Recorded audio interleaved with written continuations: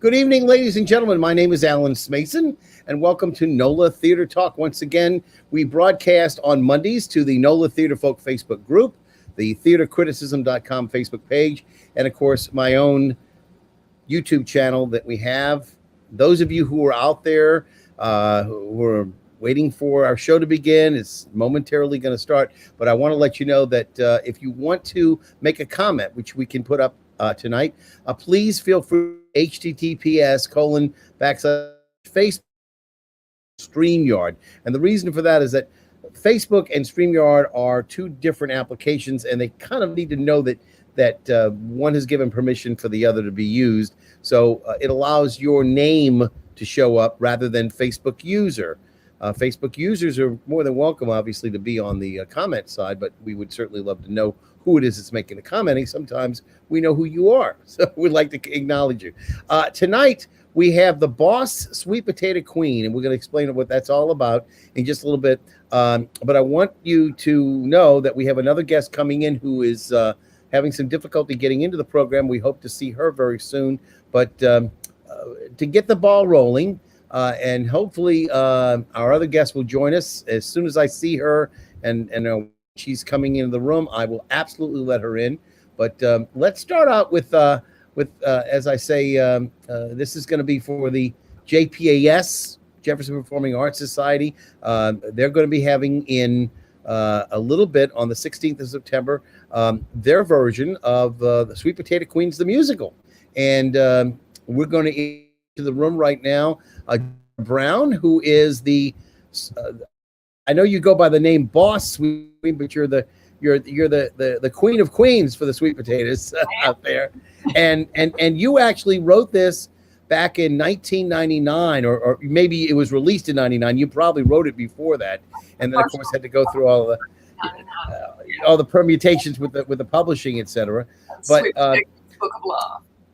Now again, I believe. And that might be our other guest calling me. I'm going to put up a picture. Let me see if that's it is on now.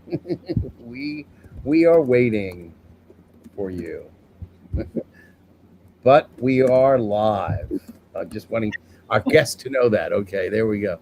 So there she is. All right. So we already have, as I said, our Sweet Potato Queen boss, Jill Connor Browne. And then, of course, aside from the book, we have a musical. We'll get to that in a little bit, but I don't want to have a delay anymore. The other person we have as our guest tonight is none other than Melissa Manchester, the award-winning singer and composer. And here she is. We're a little late to the party, but that's all right. So we have the three of us in the room, and I want to make you feel very comfortable and feel like, I'm doing my best to make you feel that I'm getting this, that even though I'm a man, that maybe I have a little place in my heart to become, a queen myself. So I've got. Yes. I've got. Our favorites are always the husbands that are dragged in who have no idea what's about. But I couldn't find a pink one, but I did manage to get a pink drink for as I said, everybody has to bring a drink when they come in the room. It doesn't have to be alcoholic. I tell people that, but whatever you got, I want to hear about it. But this is an O-Hen cocktail, and you've never heard of O-Hen, O-J-E-N. O-Hen was made in Spain, and it's the official drink of Rex, the parading organization, the king of Carnival, etc. Rex. Nice. It's very much like a licorice drink, and I think you ladies would love it. But it's made with 2 cubes of sugar, half of an ounce of water, which is then muddled. You add 2 ounces of the O-Hen, throw it into a mixing glass, stir it, and then strain it into a glass that's chilled, and then you get that wonderful pink cocktail. 2 dashes, by the way, of Peychaud bitters goes into it at the very beginning with the sugar. So I don't know what you've got. We'll go in the order that they came in the room. Jill, what did you bring? I have Mountain Valley. All right. It could be vodka, but it's not. It's okay. Melissa, what you got with us? I have ice water. It's so hot out here that everybody's just drinking up water. I'm drinking alcoholically for you. You all have your waters, and it's Absolutely. great. Yes. I always tell everybody this is not. Absolutely. I'm not making anybody come into a situation where they have to, violate their program or anything. We're all appreciative here. Now I know that I've already gotten one comment. Let's see. It's a Facebook user. Again, it says she's Tori Russo. I don't know if you know who that is, but that's who it is. Says Yay. hello. So again, you were in around 1999. We had the opportunity for your book to come out, and Jill, you have become very famous not only in the publishing circles but also in the world in terms of the real life people who have been influenced by your book. And basically, you had, as I said, the book that came out, and I think this is the first book, right? The Sweet Potato Queens. No. That's the second one. No, Maybe this one. That's the first one. That's the first one. Okay. So now this one came out in 1999. And since that time, I think you've had a number of printing. Was it like the number 37 comes to mind? I'm trying to remember what. It's way they're way past that, I bet. But you've had a number of reprintings, and you've also had again a number of chapters of people who identify as Sweet Potato Queens. That I assume that you have to sanction them, your organization, right? The only rule that we have is whatever I say, whenever I say it, as fast as you can with a big grin on your face. Other than that, there are no rules. But there are over 6,500 chapters of Sweet Potato Queen wannabe groups in 37 countries. And that's it, 37 countries. So that was the first book there too. That was what I was trying to think of, 37.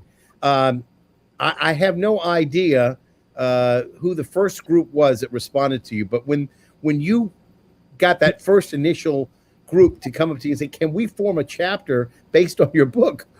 First reflection on that.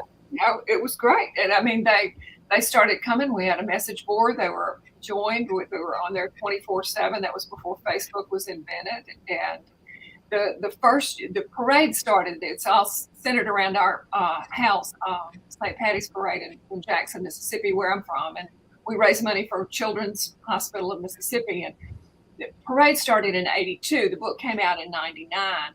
In 2000, we had people from 22 states.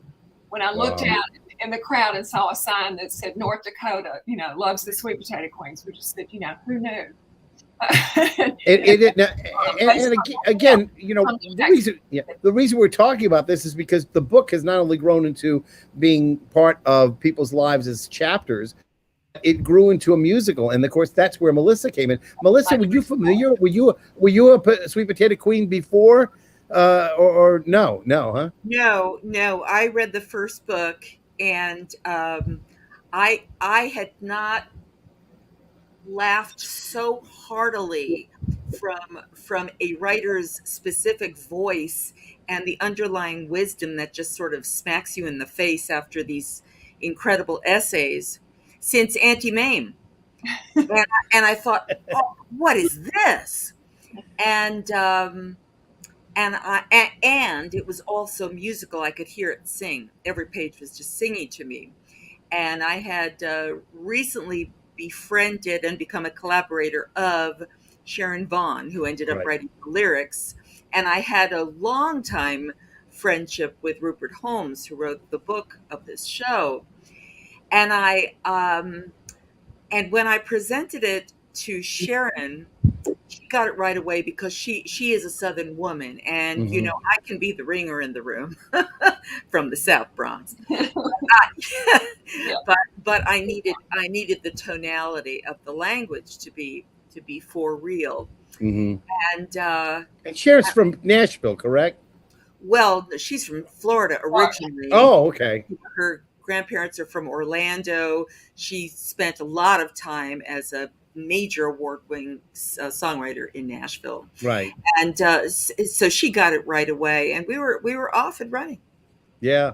Well, and again, she wasn't able to join us. I asked if she might be able to join us, and I didn't get any response back. I'm sure she's busy. It's a holiday weekend, and I appreciate the two of you being able to hear. But we're gonna Sure. look. We got a lot to cover because this show was I have to say first seen by me and other people on the North Shore in Slidell, which I know is closer probably for Jackson, Mississippi, for you to come down, Jill, than to have to travel across the lake. But obviously, the Cutting Edge Theater presented it, and I knew about the show just a little bit, but I was blown away by how involved all of you are in it. And again, I was fortunate to be there the same night that Dennis Asaf from JPAS was there. And that was the first time that I had an indication that perhaps we would be bringing in. And there's Sharon all the way on the left. And then, of course, Jill, you are the tallest lady in the group there. And, of course, Melissa and Dennis. So, and I got in that number, too, because I actually got my 15 minutes of fame in there as well. But I have to say that it was a wonderful night, and I'm sorry that Brian Fontenot's not here tonight. I did reach out to him to see whether or not he might like to stop by as well, but again, it's a holiday weekend. He's probably busy. He's been doing some other things. He's probably preparing for Rock of Ages, which he's going to be opening up soon. But JPAS is putting this on at the Teatro Wego in West Wego. And again, that's the smaller theaters that they have in West Wego, but it's still intimate and should be a lot of fun. And I know they have been working on it. I believe that Scott Sauber is one of the people who's in the show. I don't know if you know Scott. Scott's a wonderful talent. He's a great director, lighting designer, among other things. Many, many talents. And many years ago, he played the role of Huckleberry Finn in I'm trying to remember the Big River. Big River. So in any event, great talent. So you've got a whole bunch of people who are really committed to this show coming in. And I do want to let everybody know that if you want to use apparently somebody said that your mic keeps cutting out. Tori said that, but I think that it's better now. That's what they said now. So much better.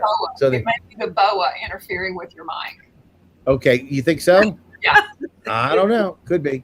All right. Well, we'll see. We'll see. If it is, it could very well be, and I'll take it out because this is controlled by that little thing there. Yeah. Yeah.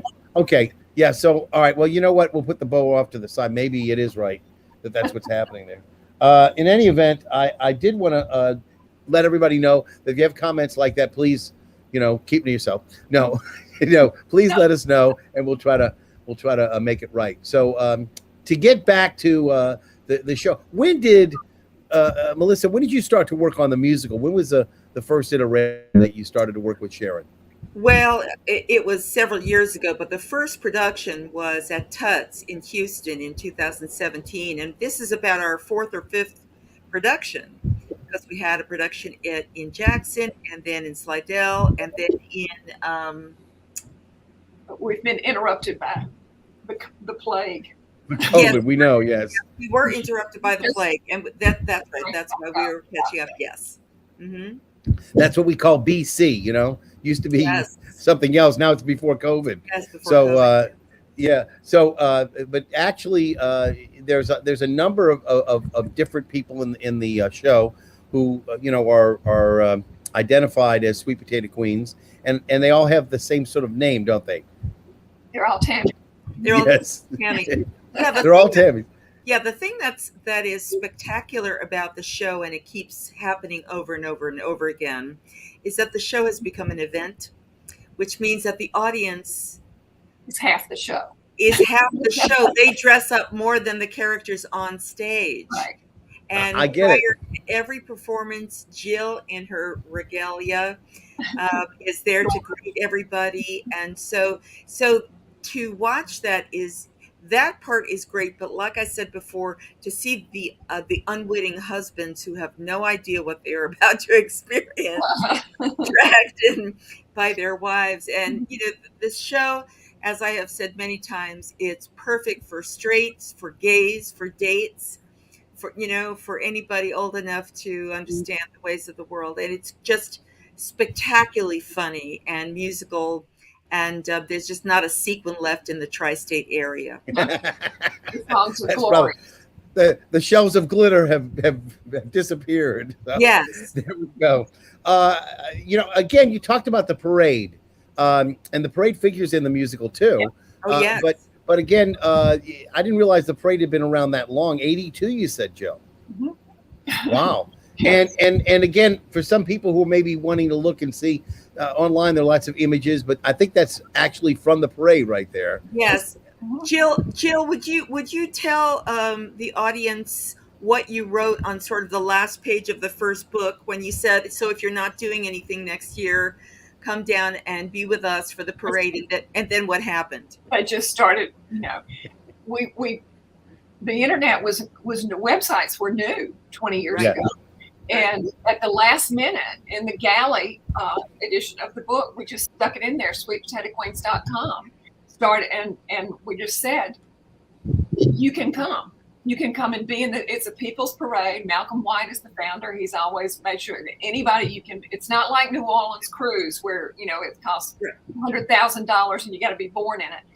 Anybody can march in this parade. It's a people's parade and a fundraiser for Children's of Mississippi. But we invited people to come and be the queen of whatever you choose. And they started writing to me going, is this real? Can I really come? I said, yeah.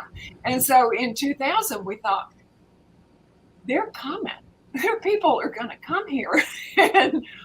and they have just come literally from all over the world. There's a group from Indonesia who have come twice. Wow.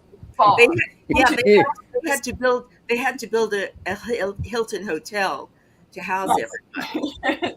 So we take over the Hilton every year, and it's just the most fun you can have in this life. And, and I, it's again one of those things that you kind of have to experience it to really love it as much as some of the people do, because once they get there, and as you said, the audience is about half of the show. Well, so right, yeah, I mean that is the other key point. You don't have to know anything about the Sweet Queens to just love this show, because it's very inspiring. It's wickedly funny. It's very dazzling, and it's very musical. So, it's a nourishing evening in the theater.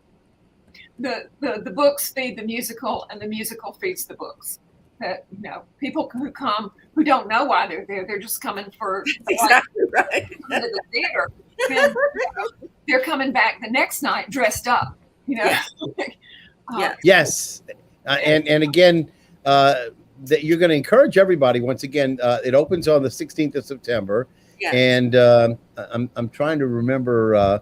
I think that's a Friday, isn't it? Yes, Friday, Saturday, Sunday. Friday. So it's going to be a Friday, Saturday, Sunday, and then I think it goes. I'm hoping it runs for 3 weeks, right? For 3 weeks. Mm-hmm. Yeah. So those of you who may not be able to make it the first weekend, there's plenty of time to make it. And I understand that Melissa, you might be coming down one of the weekends too, maybe the last weekend. Is that possible? Yes, I'm definitely coming down with my daughter on the last weekend. Oh, yeah. Okay. Yes, Anna's coming down with me. Yeah, I'll be there every show.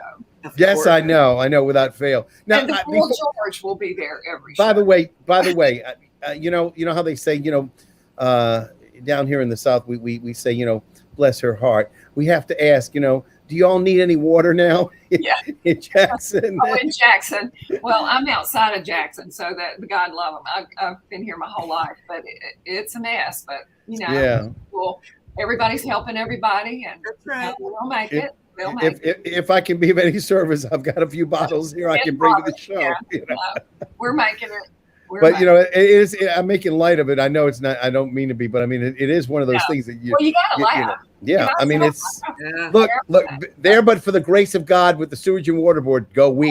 So it's But anyway, it's. I'm glad that you can make it, because it's not often that a creator of a project like this can come down. I mean, a lot of things that we see on boards are from New York. And you're from the Bronx, so you know exactly, Melissa, what I'm talking about. All the creative juices flow in New York along Broadway, etc. And again, when you first started, you were with some rather creative people too, Barry Manilow and Bette Midler. I Yeah. said, Yeah, I told somebody the other night that you were a harlot, which everybody should know is Bette Midler's backup group, and they thought I was calling you a woman of the night. I said, no, harlot. Thank you very much. No, Yeah. I was the founding member of the Harlots. Of course you are. Yes, I was the toots in the middle for 6 months. Yes. And Barry Manilow was a music director at that time too. And I just saw, I don't know if you saw it, just because this is theater. We talk about theater a lot. Did you ever see Harmony yet? Did you get a chance to see that? I have not had a chance to see Harmony. I'm thrilled that it did so well. It was wonderful. It was? Oh, good. I reviewed it. Oh, good. I think it's going to Broadway. I think they're trying to move it. It's going to go either to Broadway or off Broadway. It was off Broadway at the Yiddish Theater that they have the museum there. But I have to tell you, I brought a friend of mine who you probably know, Alex Ryback. Sure. Yeah, Alex and I went. I took him to see the show. He said, "I've been waiting to see the show for 25 years." Thank you. So I was happy to do that. Killed Barry. Yes. So Jill, that we talked a little bit of theater shop. Sorry about that, just to get you back in the mood. But I also just want to make a point. This is not a Southern show. No, it's universal.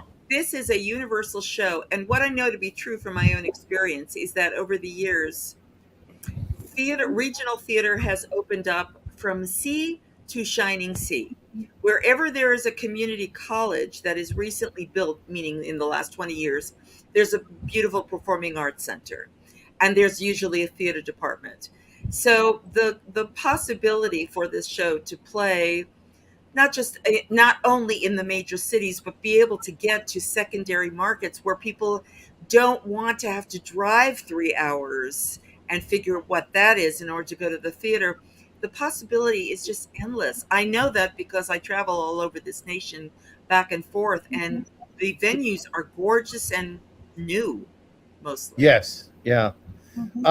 Again, this does not require, being in a matter of fact, if it's probably in a bigger venue, it might lose something. Don't you think that the intimacy that you have with the actors on stage really should be?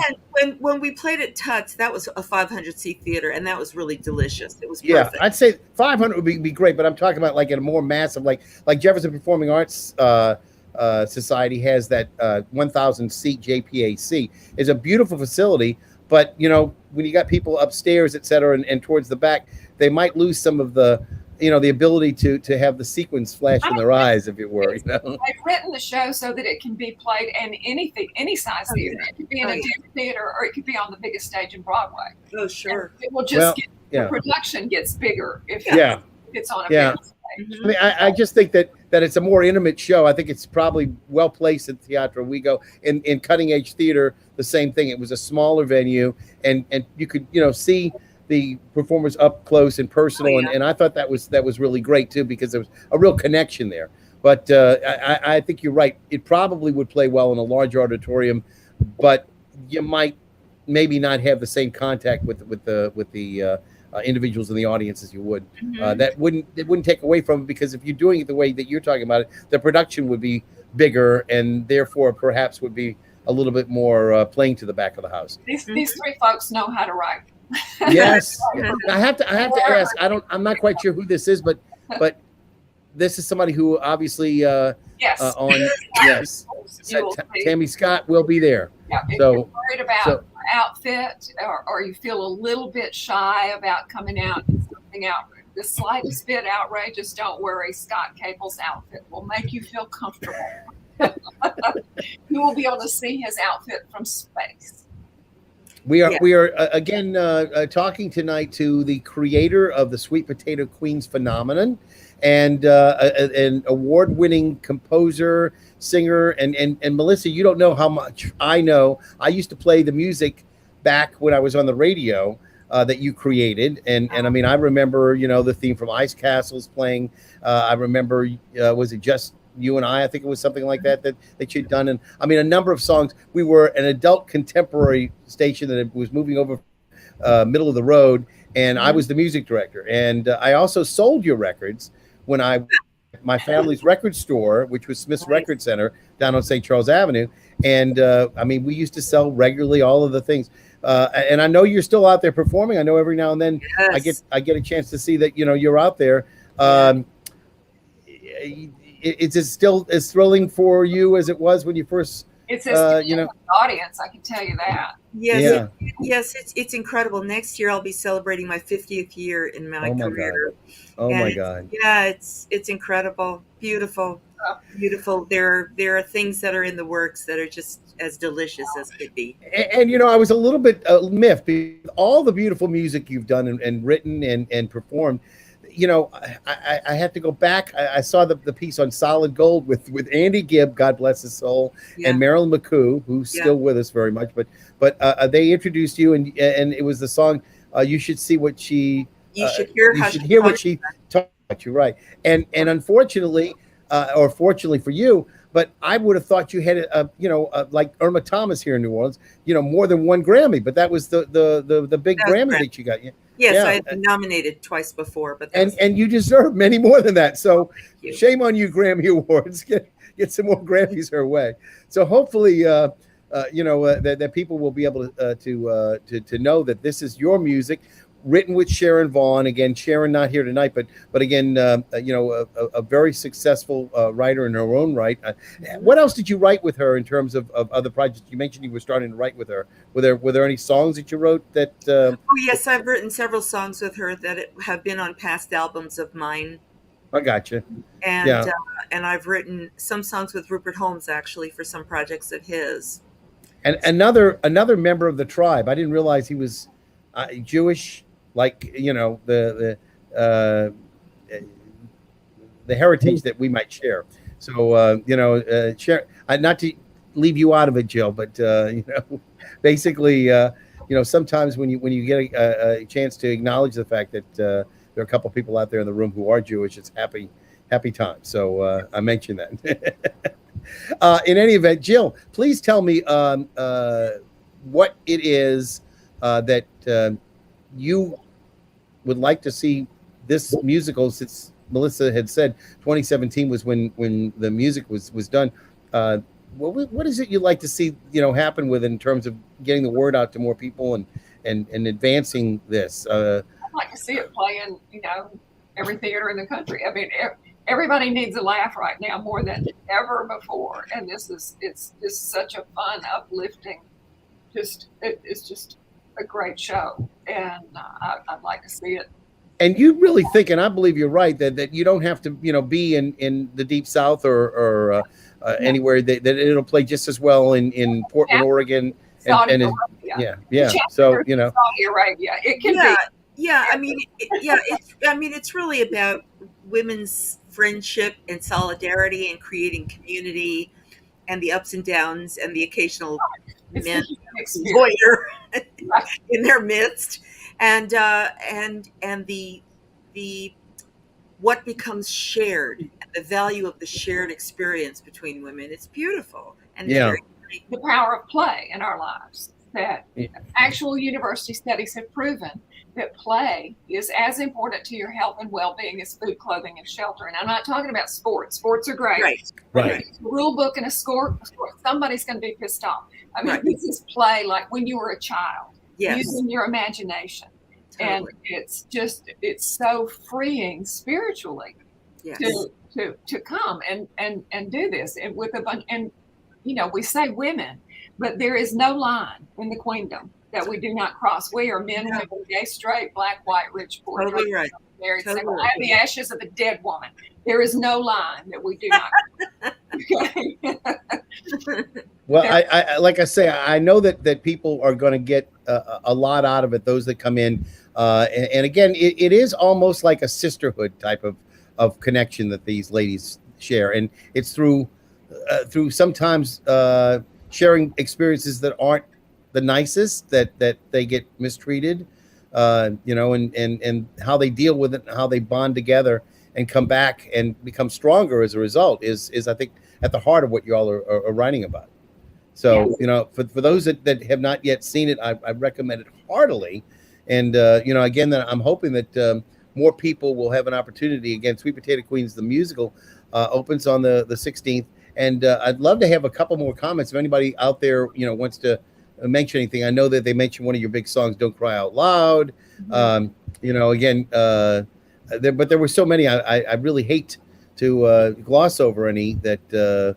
I hesitate sometimes to mention the titles because, you know, you did have so many big songs for so many people, and you know, it's a shame that.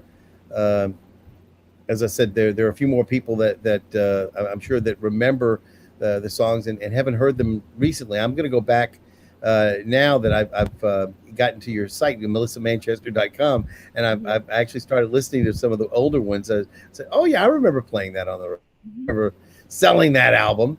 And again, Jill Alive has got the most incredible work that she's done. That kiss on your lips, and I know who I am, and I mean, it's an incredible CD.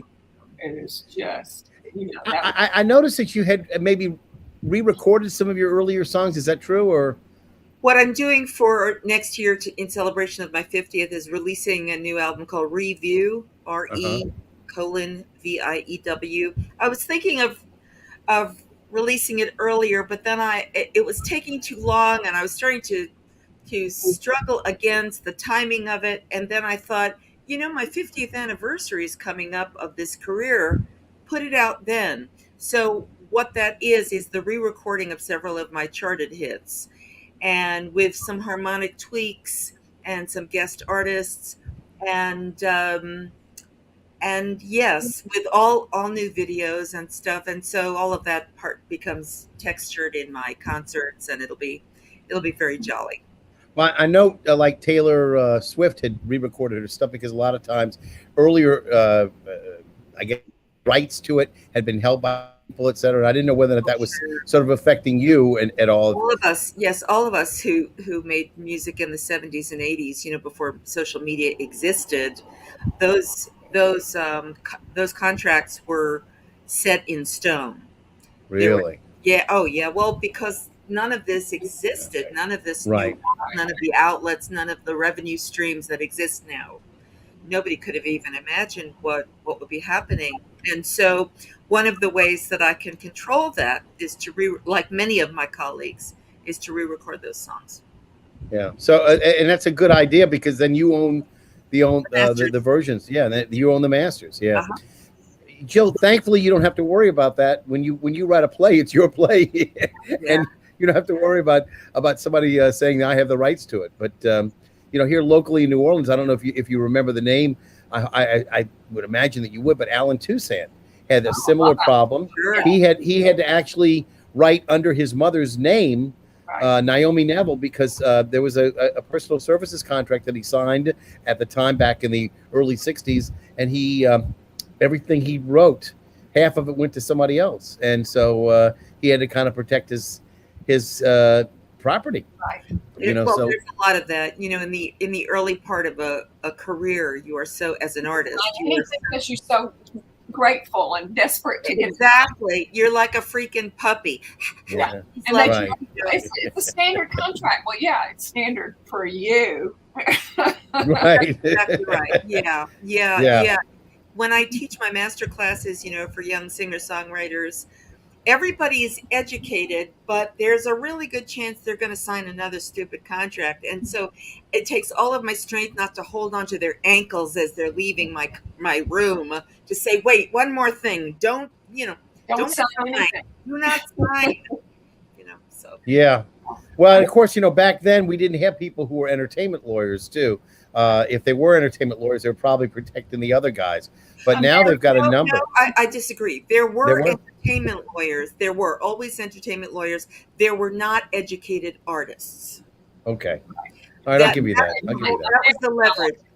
Yes, that was the leverage. You had manager, press person, accountant, lawyer, manager, and you were in the center of the hub, but frequently they made you feel like you were working for them. Yeah.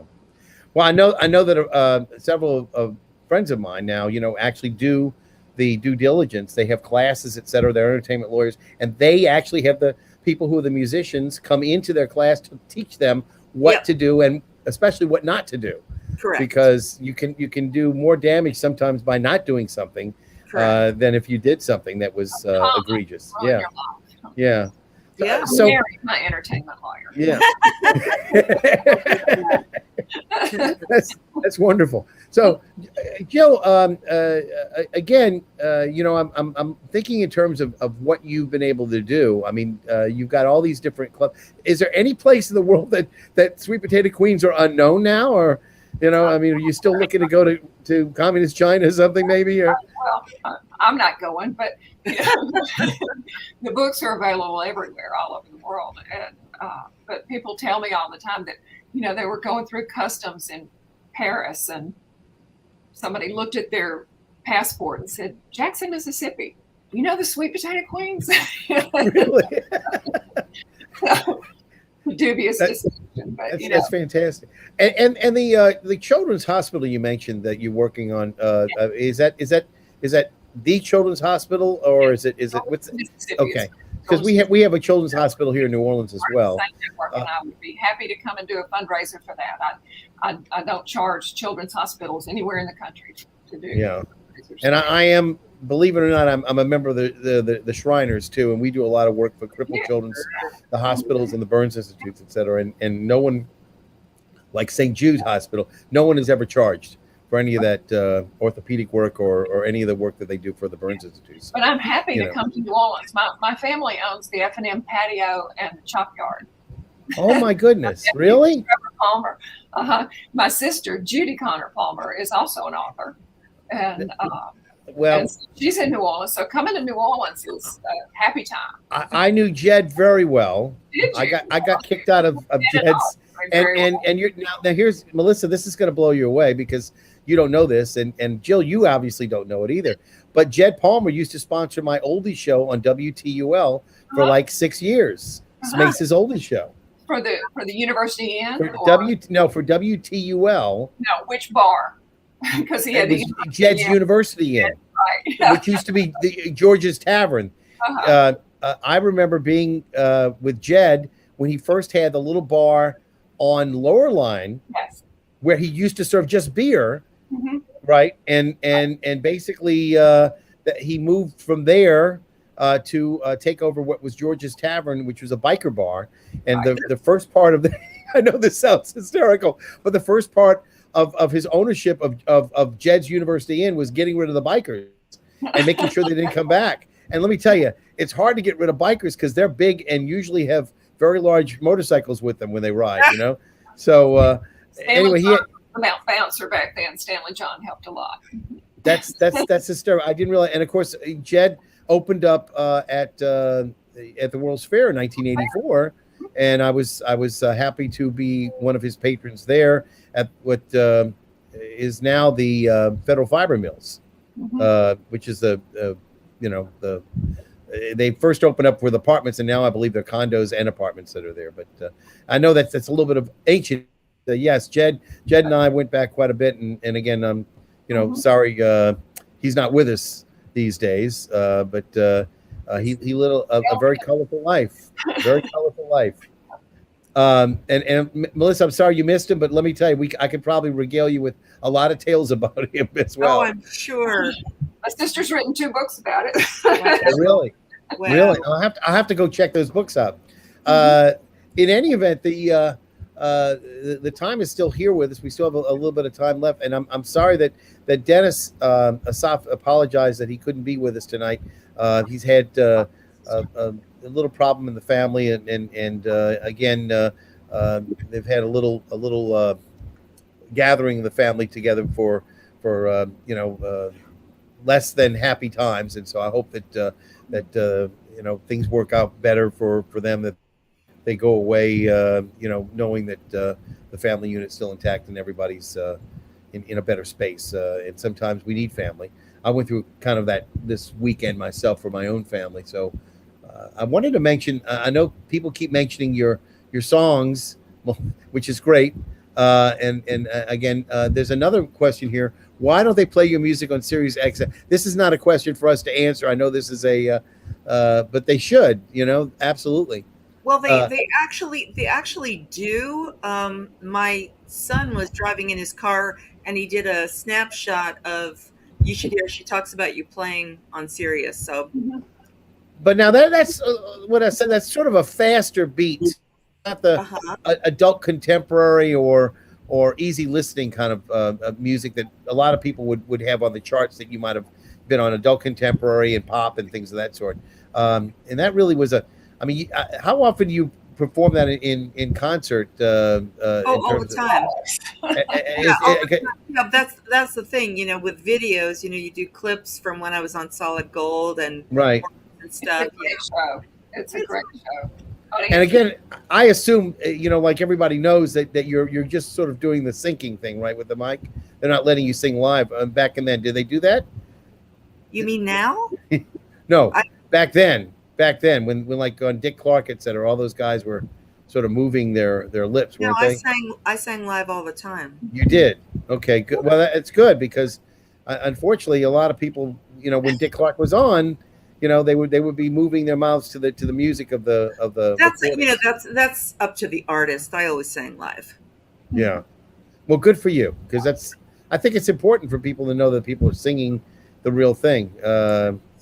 Just and it doesn't hurt to maybe not hit the same note all the time. We're not robots, sure. So it shows that you're actually doing the job of what you're supposed to be doing. Sure. Sometimes, right, and when you're singing a song, over decades, some of it gets tweaked, some of it gets massaged a little bit. Mm-hmm. Frank Sinatra didn't sing the same way he did from the beginning of his career to the end of his career. Yeah. However, when you're talking about theater singing, you have to sing what the ink is. You have to sing every night what the notes are.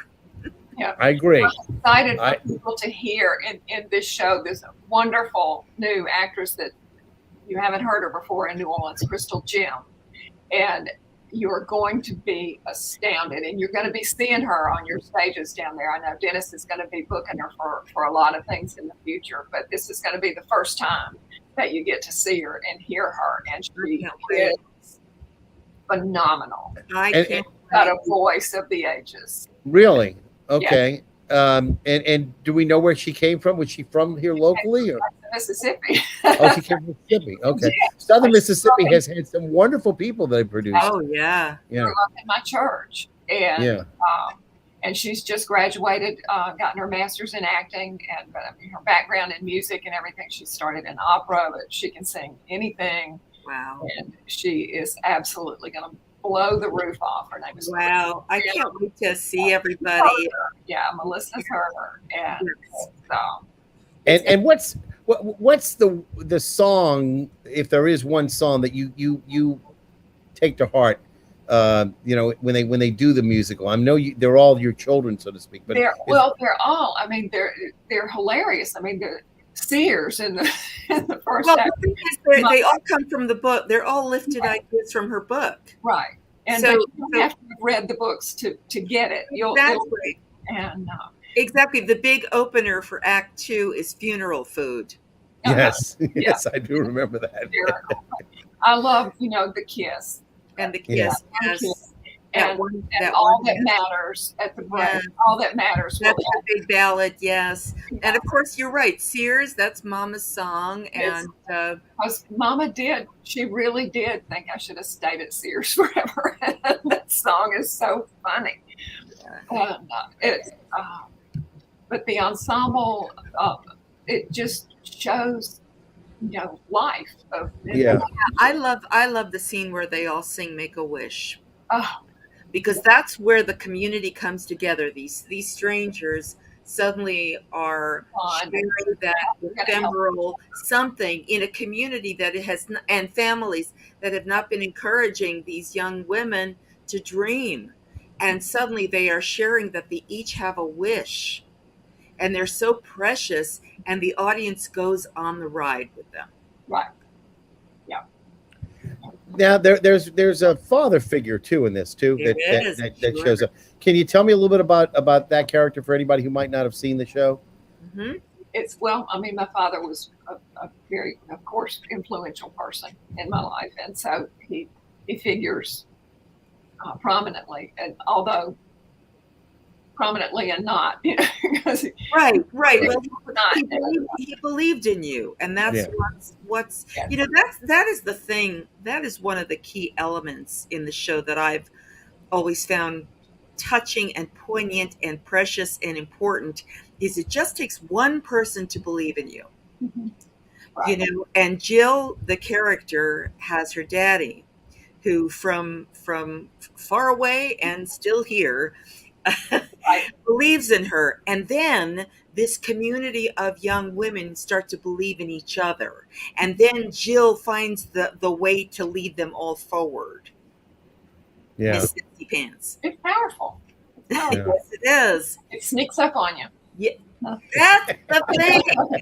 That is the thing. I mean, there were so many times where I was flying in from one gig to another, and I'm reading that first book, and my fist needed to be stuffed in my mouth because I was laughing so hard, and I didn't want people to think I was having some kind of an attack. It sells more books than anything. Read them.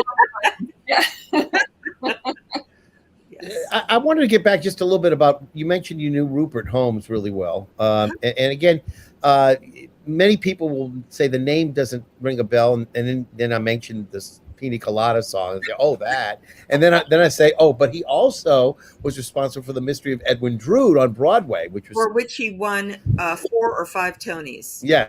He wrote the book. He did all the orchestration. He wrote all the lyrics because nobody told him to not do that. Right. I mean, he's an amazing talent, and I was reading where he's like 70 something now, which of course makes me really, yeah, I know. I'm a little shy of that, but I'm still. But I mean, it's just like he's been around, a bit. We played a record of his when he first came out. I'm trying to remember what it was, but it was like a radio drama thing that he did. Yes. And it was amazing. We used to play it on the radio all the time. Yes, but he wrote a radio drama for television, and it was a series. Oh, really? Yes. Yeah. Brilliant. He started out as an artist, and then he started producing Barbra Streisand and writing for her a lot. And he's had many chapters to his creative life. And you said how did you get a chance to work with him before? Was it just in the studio or? Yes, in the studio, and I knew him from living in New York. Okay. And we were on record labels, and we were collaborators, and then I got a chance to collaborate with him. And it was interesting being in a room with him to collaborate on a song, because he was so facile, he could write lyrics and music. But there I was writing music to his lyric. And when he says to you, "Oh, you clever girl," I thought, "Oh, that is a compliment. Thank you. Don't mind if I do." That's the wonderful. Most charming man ever. He is. Absolutely. Now, when they were writing the musical, Jill, did they share with you some of the songs as they were being written, or did they present them all in mass? How did you do that? I got some along, and then big wads, and we talked all along, And Melissa, when you're writing, you said you lifted a lot of the material off the book, like to make the titles and to have the lyrics, etc. Inspired by her ideas, yeah. Yeah. So did Sharon write music, the lyrics to your music, or did you write the music and then say, I need a lyric here that goes here? Or do y'all collaborate together? How does that work? In this case, I let Sharon write the lyrics first, so I could really understand the world I was occupying. And I really wanted to get the tone of the lyrics so that my music could have a sense of truth and authenticity for the internal dialogues, for the moments, for the expository moments, for the plot moments, for the character moments. I didn't want to impose music first because I felt that I needed to, as much as possible, get as deeply into the world of these women and of Jill in particular, so that I could wrap my music around these lyrics, which are spectacular. Yeah. No, I agree. Again, they show a lot of what I'm sure she has had throughout her entire career, in terms of expressing different aspects of her womanhood. I would say that they also the thing that was most important, because theater, particularly Broadway theater, stumbles into pitfalls of doing fakey versions of things. And I didn't want to be doing a fakey version of this beautiful story and these essays and these people. I wanted to really tenderly approach this and find the strength in Jill and find the strength that these characters finally find because of Jill and her leadership, and the tenderness of the relationship between Jill and Daddy, and the creepiness of the other man, yeah. and the sweetness and small-mindedness of Mama, because she just doesn't know how to dream, and to see the exactly, and the emergence of dreams for me has always been very precious currency, because I was raised by a mother who dreamed her way out of destitution. And so when you're given that gift, it's so unusual, because it could have gone bad. Right. And to be guided by this incredible sense of optimism or hope or something out there that I can bring to me, or I mean, it's just I really wanted to protect it very carefully. And you did. Thank you. And we all did. We were all very careful to do it. And what's interesting is whenever there's a production, you get a different director who's putting their own spin on it, which is really interesting. Yeah. Again, this is more than just empowerment. This is really communal support of each other. So the empowerment comes from that support too, doesn't it? Yes, in a sense that, I love stories about community. I love stories about the community that focuses on the one person who sparks everybody. But yes, community is everything, and that is what the audience gets reinforced to know to be true and to feel that in their lives. That's what I invited them to do, is to be the queen of whatever you choose, to come and, live into that, decide which, I don't know why I'm the only one on the screen now, but, It's so beautiful. But I wanted to let people know who you were, just in case they tuned in late. That was all. I didn't mean to stop you what you were saying, though. Go right ahead. That everybody gets to shine. Everybody is the queen of their own parade. That's right. And that is right. And in this show, everybody gets their tour de force moment. Yes. It's not that large a cast, and everybody gets their tour de force moment. And I love the fact that you've got a cast that's mostly women. Like in 1776, it's a cast mostly men. Although Broadway is turning that on its ear now, because they're doing an all-female version coming up. I wonder whether or not the person who's going to be playing Martha Jefferson will be a man, but I don't know about that. That's a possibility. But it's all female from what I understand. And again, this is a show that is naturally that way.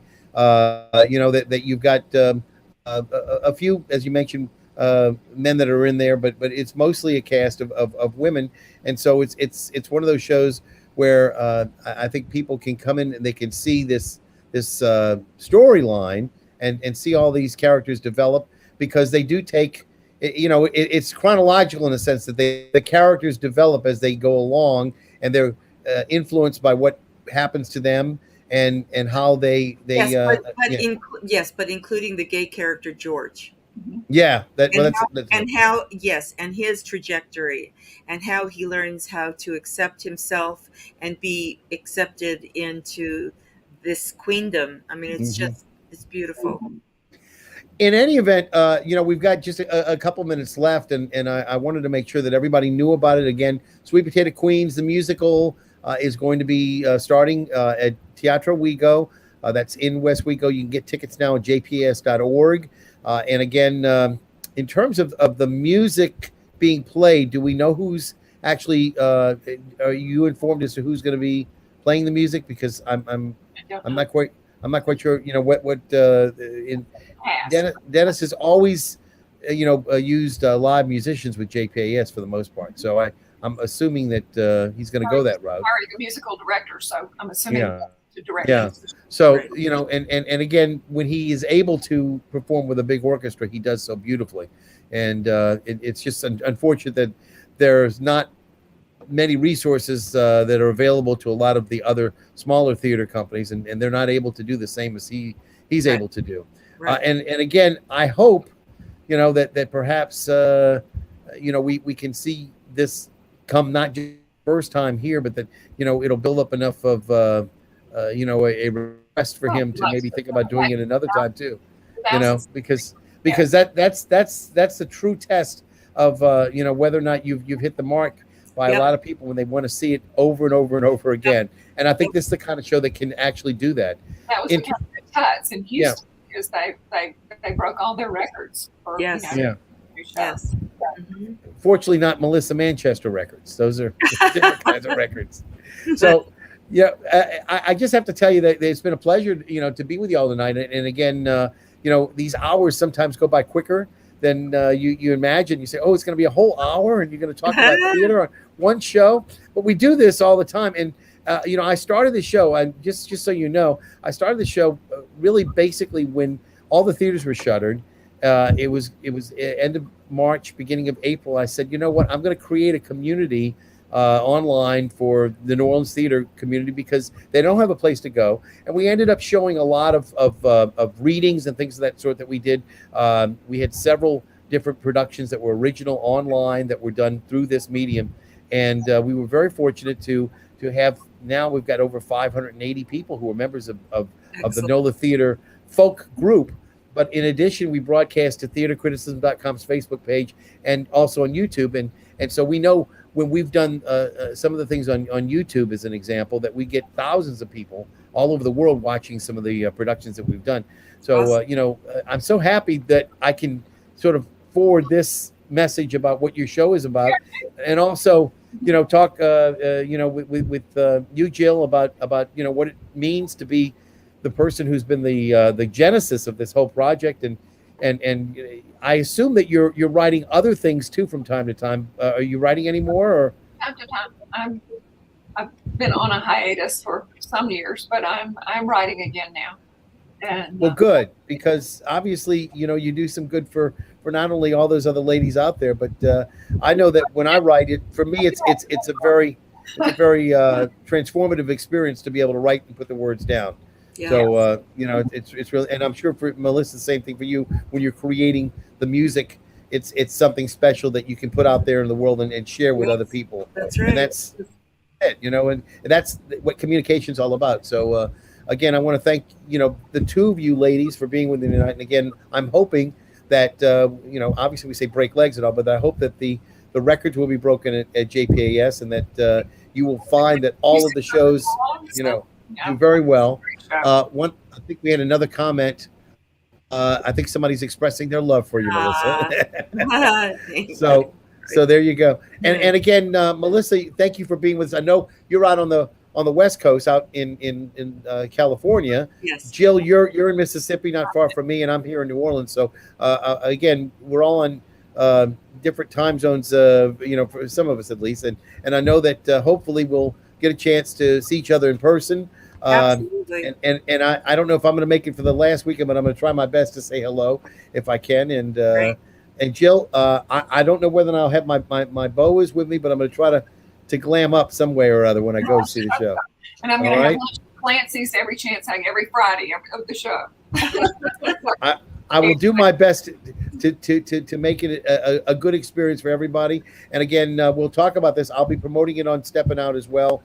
But when we get some pictures, some production pictures, I want to be able to share, because I don't think there's any real way to talk about, they say a picture's worth 1,000 words. We really need about 2,000 words to talk about the Sweet Potato Queens. Anyways, thank you so much. See you. All right. So much fun. I'm gonna ask you all just to stand by while I say goodnight to everybody. Okay. And again, thank you, Melissa Manchester, and thank you, Jill Connor Browne. This is Alan Smason. Again, appreciate you being with me tonight. And again, this is NOLA Theater Talk. We broadcast on the NOLA Theater Folk Facebook group, also on the theatercriticism.com Facebook page, and on the Music Lovers YouTube channel that I created. Again, I want to thank you all for being here. And again, as always, I'll see you at the theater.